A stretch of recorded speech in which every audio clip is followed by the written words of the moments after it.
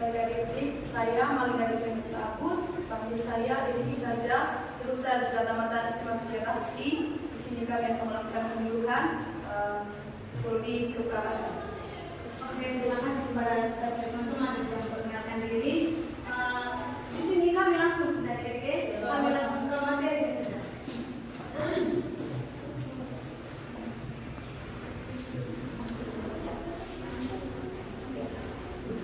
Mungkin di sini adik-adik sudah tahu apa itu sifilis atau pernah dengar sifilis? Iya, pernah dengar. Oke, di sini kami hanya ingin menjelaskan apa itu sifilis, penyebab sifilis, dan juga bagaimana cara sifilis menular. Yang pertama, adik-adik, sifilis itu salah satu jenis kelamin. Dia ini bersifat menular, yang dimana jika kita tidak mengobati secara tepat dari sifilis, dia akan beresiko tinggi. Jadi sifilis ini dapat berkembang dalam beberapa tahap.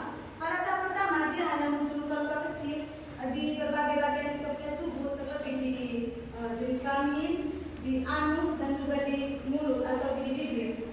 Jadi dia ini tidak ada rasa sakit kalau muncul pada abal-abal. Jadi kita tidak tahu atau orang-orang yang sudah terinfeksi orang-orang yang sudah terkena sifilis tidak tahu bahwa mereka sudah terinfeksi. Nah, adik-adik, sifilis ini jika kita diobati, memang dia bisa sembuh secara total kalau kita bisa diobati secara tepat. Tetapi jika kita tidak ditangani dengan tepat, maka dia akan muncul resiko tinggi seperti adanya kerusakan jantung, terus kerusakan otak, dan juga dapat menyebabkan kematian. Itu merupakan kematian dari sifilis. Kita lanjut di penyebabnya. Sifilis ini adik-adik disebabkan oleh bakteri Treponema pallidum, yang dimana bakteri ini dia bersifat kronis adik-adik. Jadi dia bekerja di dalam kita punya tubuh secara lama, dan juga dia berkembang tanpa kita tahu dia punya gejala.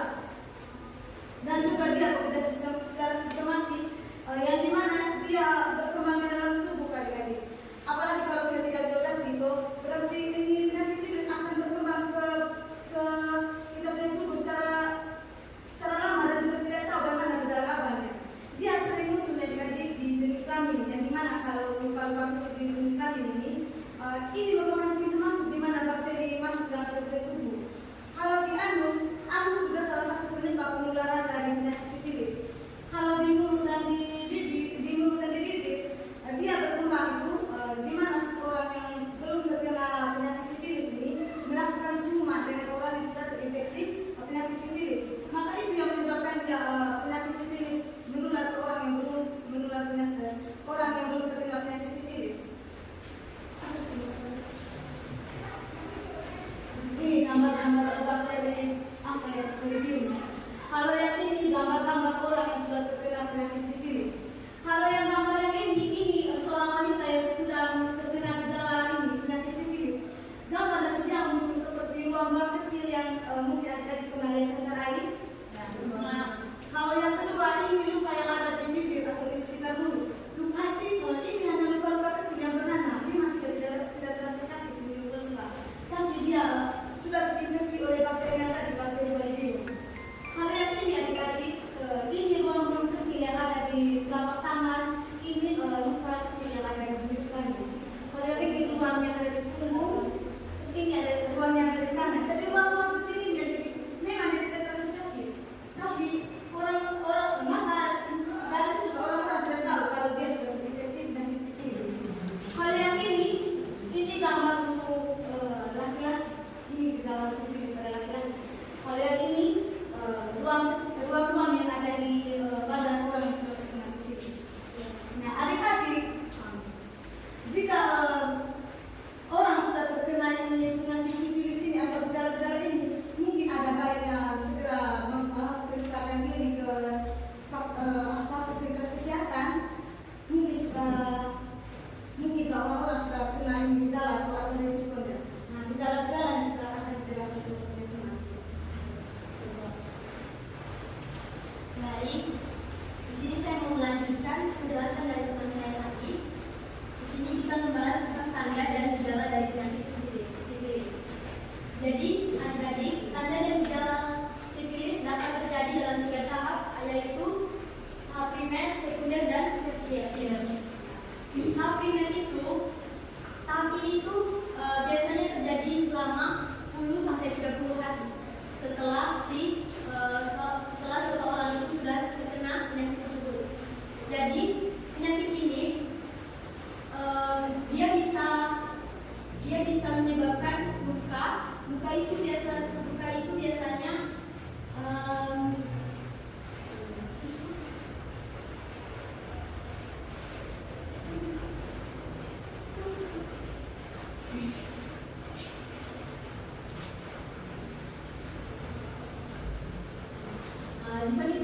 di tahap primer ini terdapat luka. Tanda dan gejalanya itu ada luka.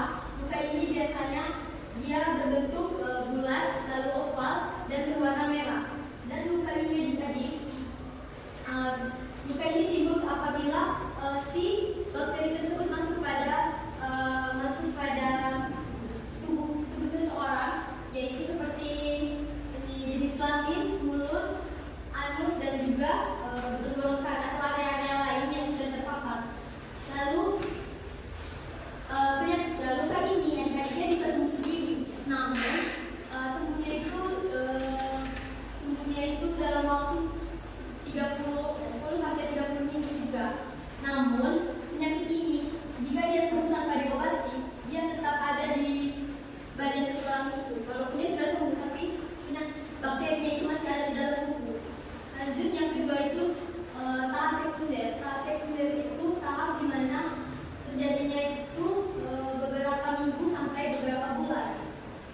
Jadi tahap ini biasanya terdapat ruam yang ditandai dengan luka warna merah atau coklat kemerahan. Jadi ruam ini biasanya berbentuk titik-titik kecil warna merah, namun dia tidak gatal. Jadi dia tidak merasakan gatal. Itu yang membuat si penderita tersebut dia tidak menyadari kalau ada penyakit tersebut yang ada di tubuhnya. Lalu ada bagian di sistem itu ada demam dan nyeri otot, nyeri pada tenggorokan, lalu ada besar tingkat getah bening, dan juga kita merasakan kelelahan. Di badan kita merasakan kelelahan, capek, lalu tidak merasa nyaman. Lalu di bagian ini luka pada alat kelamin itu tadi masuk pada tahap primer. Yang tadi saya sudah jelaskan ada luka di jenis kelamin kita. Lalu kita masuk pada faktor risiko. Ya, di faktor risiko ini melakukan hubungan seks. Jadi kalian tahu kan hubungan seks itu bagaimana, apa penyebabnya kalau kita melakukannya di bawah umur atau dengan seseorang yang sudah terkena penyakit tersebut. Jadi melakukan hubungan seks ini sangat berisiko ya. Ini sangat berisiko karena dia bisa saja menjadi faktor berisiko karena dia bisa menular sifilis ini dengan cepat. Dan yang kedua itu melakukan hubungan tanpa menggunakan alat kontrasepsi, terutama jika memiliki banyak pasangan. Di sini kita membahas tentang alat kontrasepsi. Jadi dalam melakukan hubungan seksual itu kita harus menggunakan alat kontrasepsi atau kondom. Kalian tahu kan kondom? Tidak. Jadi itu adik-adik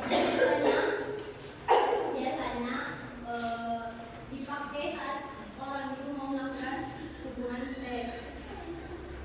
Jika seseorang itu tidak mau terkena sifilis, jadi si kondom itu berfungsinya sebagai alat untuk menghambat masuknya sifilis ini, bakteri ini. Jadi dia yang membuat sifilis ini tidak mudah tersebar atau menular. Terus kalau kita memiliki banyak pasangan, jadi kita tuh tidak tahu zaman sekarang kan banyak orang-orang yang sudah melakukan tersebut namun diam-diam saja kan. Lalu mereka itu kalau yang sering mengganti-ganti pasangan itu biasanya kita tidak tahu kalau dia itu mungkin dia sudah terkena sama bakteri tersebut. Cuman kita tetap melakukan hubungan seksual tersebut. Jadi dia bisa beresiko sekali penularan sifilis tersebut. Yang ketiga ada ciuman. Ciuman ini juga salah satu beresiko penularan sifilis karena mungkin ada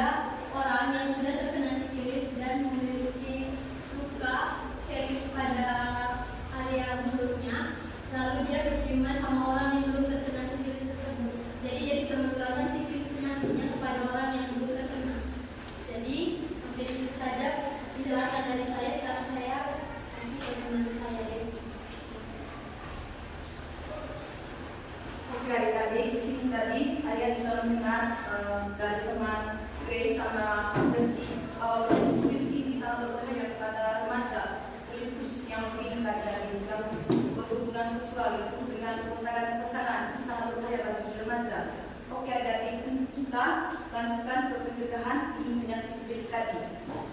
Pencegahan yang pertama itu tadi menghindari pergontakan pasangan dalam hubungan seksual. Maksudnya ini tadi ketika kita berpacaran juga tadi tidak boleh begini gontangan di pasangan. Apalagi kalau begini pasangan yang satu sudah terkena penyakit sifilis, kita tidak boleh begini berhubungan gontangan di pasangan supaya ini penyakit sifilis ini tidak menular ke adik-adik. Yang kedua, tidak melakukan kontak seksual dengan waktu yang lama. Ketika adik-adik nikah melakukan hubungan seksual tidak boleh lama-lama supaya tidak terkena ini penyakit sifilis. Yang ketiga itu melakukan diskusi dengan pasangan tentang riwayat penyakit kelamin. Misalnya tadi contohnya itu berpacaran, terus dalam pacaran ini tadi ada sudah begini berhubungan seksual kan hubungan seksual ini tadi sangat dilarang di bawah contohnya pada umur yang di bawah umur lah itu.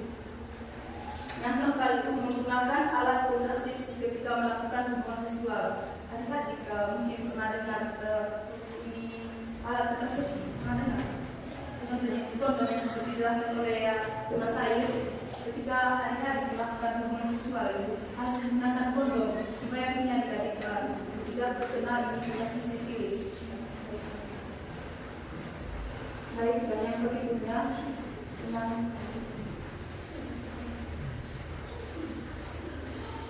baik adik-adik yang terakhir saya akan jelaskan komplikasi dari penyakit sifilis ini. Jadi adik-adik, jika seseorang terkena penyakit sifilis maka dia rentan juga terkena penyakit HIV atau AIDS dan komplikasi kehamilan dan persalinan. Yang pertama itu infeksi HIV. Adik-adik tahu itu HIV? Katanya HIV jadi adik-adik HIV ini bakteri yang ada ketika seorang itu melakukan hubungan seksual di bawah umur dan berhubungan pasangan. HIV dengan AIDS itu adik-adik berbeda. HIV itu bisa sembuh tapi pengobatannya seumur hidup, sedangkan AIDS itu virus atau bakteri yang menyerang sistem kekebalan tubuh dan tidak bisa diobati. Yang kedua itu komplikasi kehamilan dan persalinan. Hubungan komplikasi kehamilan dan persalinannya itu jika seorang ibu mengandung, jika dia terkena penyakit sifilis maka sangat rentan janin yang dia kandung itu terkena juga penyakit sifilis. Jadi ada faktor genetik dari penyebaran penyakit sifilis. Jadi bisa ada komplikasi dari penyakit sifilis. Saya sekarang teman saya Grace yang paling terakhir. Intinya begini adik-adik kan masih SMA atau masih tahap pacaran. Jadi pada tahap pacaran adik-adik kan kita belum bisa melakukan hubungan seks, yang bisa melakukan hubungan seksual adik-adik hanya orang yang sudah memiliki status perkawinan. Jadi pada intinya penjelasan ini tadi jika adik-adik misalnya adik-adik pada suatu saat nanti sudah memiliki pasangan atau sudah berstatus menikah baru bisa melakukan hubungan seksual atau berdiskusi dengan suami atau dengan pasangan tentang ini penyakit tentang karena dia pada masa lalu mungkin dia pada masa lalu sudah terkena penyakit sifilis kan kita belum tahu toh. Itu pada intinya. Jadi untuk sahabat adik-adik jaga diri baik-baik, terus masih SMA atau ada tahun pacaran. Kalau pacaran ya tidak boleh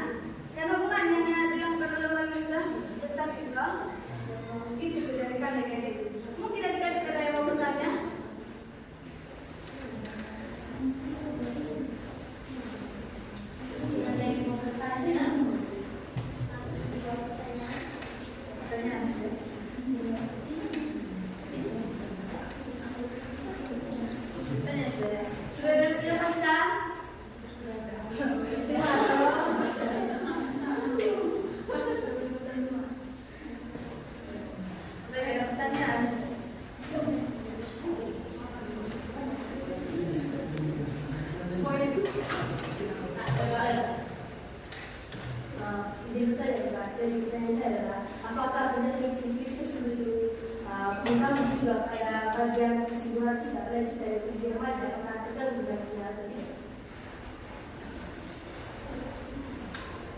Pertanyaannya tadi, apakah penyakit infeksi tersebut terganggu pada bagian keseluruhan kita pada usia remaja yang masih dalam tahap keseluruhan?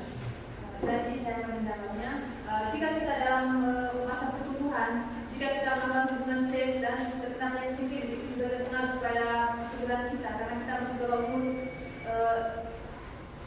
umur dan sangat rentan terkena sifilis.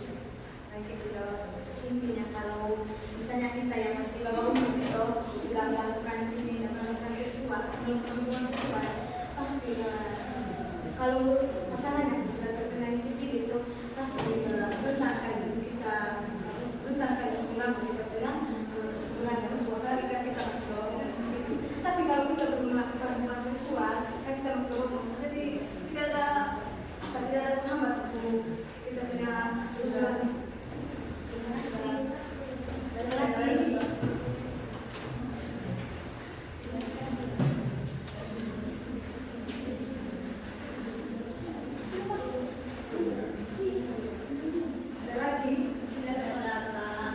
Baik adik-adik, terima kasih atas pertanyaan dan sudah mendengar materi tujuan dari kami. Kami berlima pamit undur diri dan pesan dari kami semoga adik-adik menjaga diri supaya tidak terkena penyakit sifilis.